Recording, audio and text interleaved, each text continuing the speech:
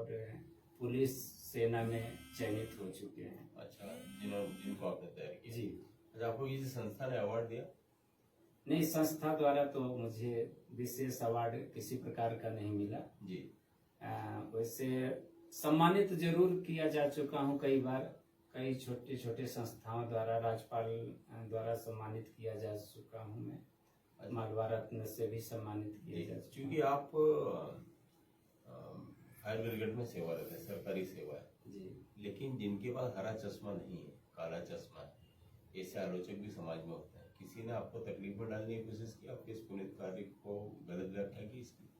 देखिए, गोपनीय शिकायतें बहुत पहुंचती हैं हर डिपार्टमेंट में हो, चाहे किसी भी कार्य को अगर आप अच्छा करने जाएंगे तो कई गोपनीय शिकायतें होती हैं। क्योंकि इंदौर जैसे बड़े शहर में कई एकेडमियां चल रही जो भारी भरकम फीस लेते हैं। मैं चूंकि निःशुल्क रूप से एकेडमी चलाना जब शुरू किया तो सारे बच्चे मेरे तरफ आने लगे और मेरे वर्कआउट को देखकर, क्योंकि मैं नेशनल एथलीट रहा, तो नेशनल लेवल का वर्कआउट में बच्चों को कराना जब शुरू किया जी। तो कई एकेडमियों को, कई लोगों को प्रॉब्लम हुई कि नहीं आप बंद करिए या इस एकेडमी को, या फिर निःशुल्क रूप से न चला करके कुछ फीस रखिए। तो बच्चों से मैंने पूछा तो बच्चे बोले सर मेरे पास तो कुछ फीस देने के लिए है नहीं। मैंने उन एकेडमियों से जो हमारे अगेंस्ट आए कि नहीं बंद करिए, मैंने उन्हें बोला कि ठीक है, आप पैसे वालों बच्चों आप ले लीजिए और निःशुल्क रूप से गरीब बच्चों को मुझे दे दीजिए। और मैं तब से कराता चला गया। और जो मैं शुल्क, कई लोग कंप्लेंट भी करे हमारे डिपार्टमेंट में कि ये फीस लेते हैं, तो मैं तो बोला कि आप हमारे यहाँ प्रतिदिन 1000 से ज़्यादा बच्चे ट्रेनिंग करने आते हैं। कोई भी बच्चा अगर बोल दे कि ओपी सर द्वारा फीस लिया जाता है किसी प्रकार का, तो मैं इसके लिए किसी प्रकार का दंड लेने के लिए तैयार रहूंगा। जी। ओपी सर, आपकी संतानें कितनी, क्या नाम है? मेरे 2 बालक हैं जी। एक पुलिस विभाग में कार्यरत हैं, इंदौर में है, जयप्रकाश जी। और एक छोटे बालक मेरे से ही प्रेरणा लेकर के फिजिकल से ग्रेजुएशन कर रहे हैं जी। जो उनका उद्देश्य है कि मैं पापा के बाद मैं नई टेक्नोलॉजी कुछ लेकर के आऊं और एक नए अच्छे बच्चे तैयार करूं। अजय जायसवाल। अजय जायसवाल। अच्छा, एक बहुत अहम प्रश्न है, चूंकि आपने बताया कि आपको छोड़कर आपके परिवार में सभी को डायबिटीज थी, तो जो नई पीढ़ी है वो तो उसका शिकार नहीं है ना? नहीं, हमारे बाद मेरे साथ हमारे परिवार के सभी लोग उससे प्रेरणा लिए और सभी फिजिकल फिट हैं। अच्छा, शुगर कंट्रोल है सबकी? जी बिल्कुल। अच्छा, वैसे तो आपके लिए कोई भी अवार्ड बहुत छोटा है। अमिताभ बच्चन जो शो करते हैं, खास करके उन लोगों के लिए जो समाज को निस्वार्थ रूप से कुछ दे रहे हैं, आपके लिए वो शो भी छोटा है। लेकिन आपकी हैसियत के हिसाब से मैं आपको स्पेशल 8000 का अवार्ड देता हूँ। जैसे स्पेशल 30 करके एक मूवी आई है, और मुझे मालूम है कि जब आपके छोटे पुत्र इस काम को आगे बढ़ाएंगे तो ये 50,000 तक ही आंकड़ा पहुँचेगा। अब मैं आपसे थोड़ा डाइट के बारे में पूछना चाहता हूँ। जैसे जिन बच्चों को आप तैयारी करा रहे हैं, निश्चित रूप से कॉम्पिटिटिव एग्जाम में भी जा रहे हैं, वो देश के शौर्य बढ़ाने वाली फील्ड में वो जा रहे हैं, लेकिन एक आम आदमी यदि दौड़ भाग करता है सुबह 1 घंटे, तो उसका भोजन क्या होना चाहिए जिससे उसका मसल रिकवर हो जाए? सबसे पहले तो जब सुबह उठें तो प्रातः पानी पीना चाहिए। उसके बाद उबला पानी या ऐसा सादा पानी? सादा पानी भी पी सकते हैं, उबला हो सके तो उबला पानी पी सकते हैं। क्योंकि क्या है ना, शुरुआती दौर में जब अपन प्रैक्टिस करने या तैयारी करते हैं तो फ्रेश होने की समस्या रहती है, तो गर्म पानी पीने से जल्दी फ्रेश हो सकते हैं अपन जी। उसके बाद अपन जो फिजिकल एक्टिविटी करने से पूर्व थोड़ा सा दूध 1 कप या 2-4 काजू बादाम वगैरह कुछ या थोड़ा जूस पी करके ही फिजिकल करना चाहिए। अच्छा। उसके बाद हल्की डाइट लेना चाहिए। लौटने के बाद एक नाश्ते के रूप में जो फ्रूट्स हो, ड्राई फ्रूट्स हो या जूस वगैरह कुछ भी ले सकते हैं। चना भी हो सकता है? हाँ बिल्कुल, चने हो तो चने, अंकुरित हो तो ज्यादा अच्छा है। पनीर भी ले सकते हैं, जिस तरह से जो अवेलेबल हो अफोर्ड कर सकते हैं। डाइट ऐसी होनी चाहिए जो आसानी से पचे, ऐसी डाइट लेना चाहिए। चूंकि ऐसा कहा जाता है हमारा शरीर की ईंटें प्रोटीन का काम करती है। हमारा शरीर एक जो उसकी दीवारें खड़ी हैं तो उसकी ईंट प्रोटीन होता है, चाहे वो पनीर में हो, अंडे में हो या दाल में हो। तो इसमें सबसे अत्यावश्यक क्या मानते हैं आप? देखिए, ये आपने बहुत अच्छी बात बताई कि ये शरीर जो होता है, अपन 46 प्रकार की मिनरल विटामिन की शरीर में जरूरत होती है। जी। हर इंसान को जितना हाइट है, जितना वजन है, वजन के मुताबिक प्रोटीन लेना चाहिए। माना कि हमारा 60 केजी वेट है तो 60 ग्राम हमें प्रोटीन लेना चाहिए।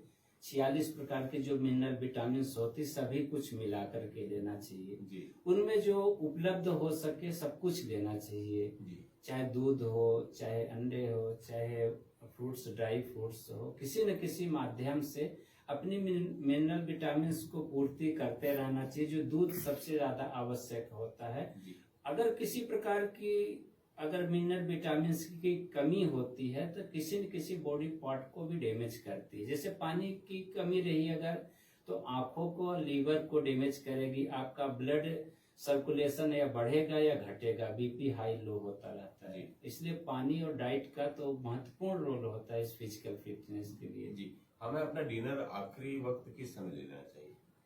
डिनर हमें 6 से 7 के बीच में ले लेना चाहिए। और थोड़ा भोजन करने के बाद थोड़ा बहुत घूमना फिरना चाहिए, टहलना चाहिए। तत्काल अपन ज्यादातर क्या होता है कि थके रहते हैं रोजमर्रा के कार्यों से, और जहाँ भोजन लिए वहीं पर अपन लेट जाते हैं। ये सबसे ज्यादा अनफिट होने के लिए जो मोटापा बढ़ रहा है उसका सबसे बड़ा कारण यही होता जा रहा है। जी सर, क्या हमको जो है हर 10 साल के बाद डाइट चेंज कर लेना चाहिए? जी हाँ, जैसा उपलब्ध हो सके उस हिसाब से डाइट लेते रहना चाहिए। हल्की डाइट, ज्यादा जो पाचन युक्त रहे, पाचन युक्त डाइट होनी चाहिए। जैसे एक युवा जो होता है हर डाइट को पचा जाता है। उम्र जैसे जैसे बढ़ती जाती है तो डाइजेशन संबंधित प्रॉब्लम भी आने लगती है। और इस तरह से अपनी डाइट का शेड्यूल अपने उम्र के मुताबिक भी चेंज किया जा सकता है। जी। सर ये बताइए कि एक अहम सवाल ये है, क्या 40 साल की उम्र के बाद खाना बहुत सारा बदल लेना चाहिए? नहीं, ऐसी कोई आवश्यकता नहीं है। अगर आपका डाइजेशन लेवल सही है, आपके दिनचर्या जीवन का सही है, आपकी लाइफ स्टाइल सही होना चाहिए। जो आजकल देखा जा रहा है कि आपकी लाइफ स्टाइल के कारण, टाइम से भोजन न लेने के कारण, टाइम से न सोने के कारण, टाइम से नाश्ता न करने के कारण, टाइम से हम फिजिकल फिटनेस न होने के कारण सबसे ज्यादा बीमारियां होती जा रही। बड़ी से बड़ी जो बीमारियां हो रही है वो अपनी लाइफ स्टाइल की वजह से होती जा रही है। और खान पान से जहाँ रिलेटेड है तो खान पान में भी बहुत सारी पेस्टिसाइड चीजें आती जा रही है, उससे दूर रहना चाहिए। हमें एक नेचुरल डाइट की ओर ज्यादा जाना चाहिए। जी, जैसे कि आपने 8000 प्रशिक्षुओं को तैयार किया, आपके जीवन में से 10 भी सुधारा नहीं कि कोई प्रशिक्षु आया और उसने कहा सर आपकी ट्रेनिंग के बाद मेरी डायबिटीज खत्म हो गई, मेरा बीपी खत्म हो गया, मेरा थायराइड खत्म हो गया, या मेरी अन्य कोई बीमारी समाप्त हो गई? इससे उदाहरण देखने को मिले? जी हाँ, एक हमारे पास बच्चा आया था जो 500 शुगर थी, उसकी उम्र थी 16 साल। अच्छा। शुभम करके वो बालक था। हाँ। और उसको डॉक्टर ने बताया कि आप किसी फिजिकल ट्रेनिंग में जाइए या सवेरे सवेरे कुछ फिजिकल वो करिए जिससे आपका पसीना निकले। वो कुछ दिनों तक अपने आप करता रहा फिजिकल, उसको फिर भी अकेले करने में और एक कोच के अंडर में करने में थोड़ा अंतर होता है। कोच के अंडर में कंटिन्यूटी बन जाती है।